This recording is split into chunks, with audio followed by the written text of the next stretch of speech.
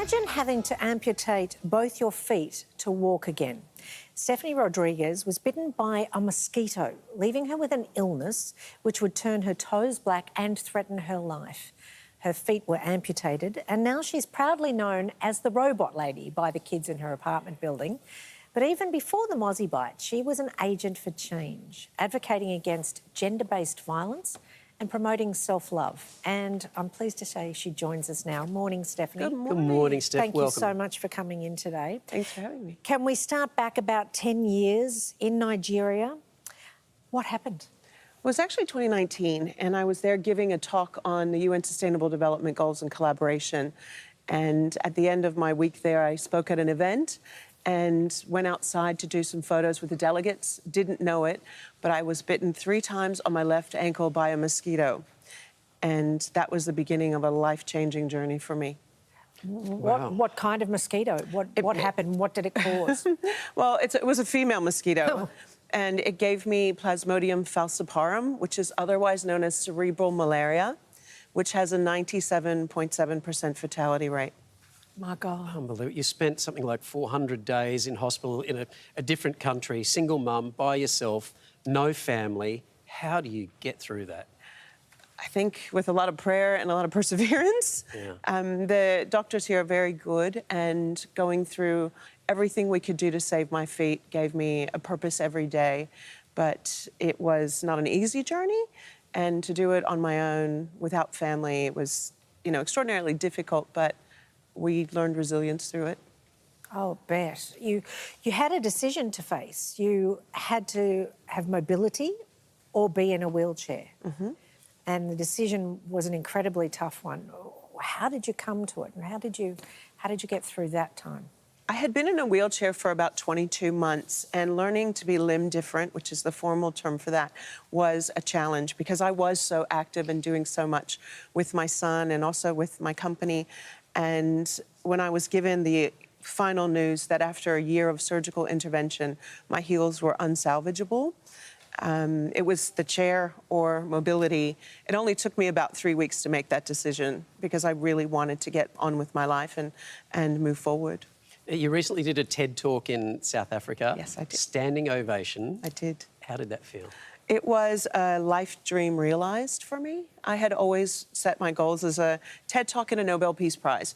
So one down, one to go. I've got one more to do. But it was exhilarating. It's the hardest thing I've ever done as far as training and really synchronizing a thought.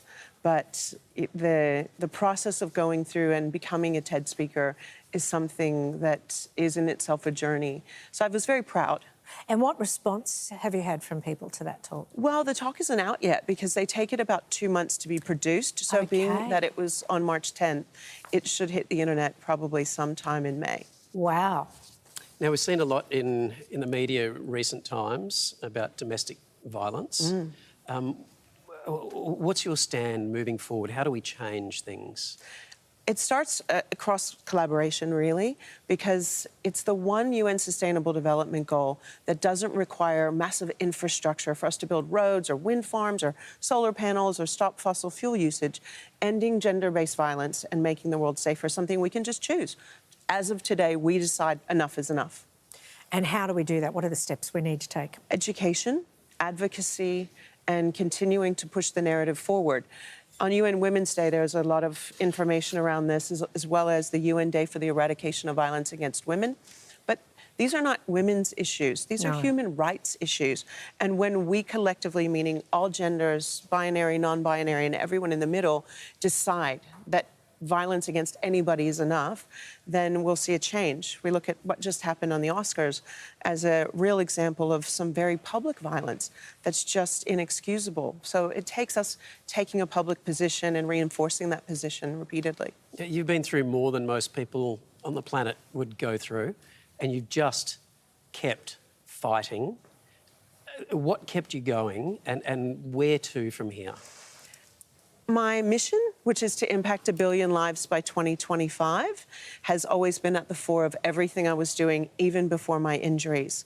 So I believe that due to the medical odds of my survival, I'm here for a reason. So that keeps me on the path. I also have a beautiful 16-year-old that I'm raising, and he is by far the biggest inspiration in my life and my motivation. And he sees me as his example and role model. Children live what they learn. That is so true. I look forward to seeing the TED Talk when it's out in May. And all of this work you're doing is so inspirational.